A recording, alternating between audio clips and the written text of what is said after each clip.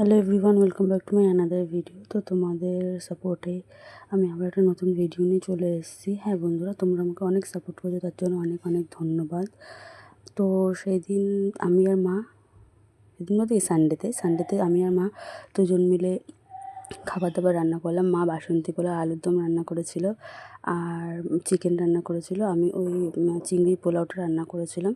আর আমার শাশুড়ি মা পাঠিয়েছিল পিঠে, পায়েস আর ওই মিষ্টিটা নিয়ে এসেছিলো। তো কিছু কিছু সানডে কী হয় না, খুব স্পেশাল হয়। তো আমার কাছে ওই সানডেটা খুব স্পেশাল, কারণ আমার উডবি হাজব্যান্ড সে এসেছিলো আমার জন্য পিঠা পায়েস এসব নিয়ে, যেটা আমার শাশুড়িমা বানিয়ে পাঠিয়েছিল। তো আমি প্রথমে বাসন্তী পোলাও দিয়ে আলুর দম দিয়ে খেয়ে দেখলাম, তারপরে চিকেন দিয়ে খেয়ে দেখলাম। প্রত্যেকটা খাবারই দুর্দান্ত হয়েছিল বন্ধুরা।